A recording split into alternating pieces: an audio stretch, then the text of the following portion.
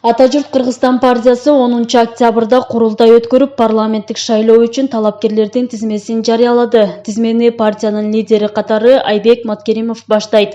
Алдыңкы бештикке Өнүгүү Прогресс партиясынын лидери Бакыт Төрөбаев, экс-депутат Равшан Сабиров, өкмөттүн соттук өкүлчүлүк борборунун директорунун орун басары Жамиля Исаева, Ош шаарынын мурдагы мэри Талайбек Сарыбашев бар. Тизмеге кыргыз эл артисти Бекборбиев да киргенин аталган партиядан Азаттыкка кабарлашты. Атажұрт Кыргызстан партиясы улуттук коопсуздук мамлекеттик комитетинин төрагасы Камчыбек Ташиевке таандык экени айтылып жүрөт. Бирок Ташиев өзү муну бышыктаган эмес.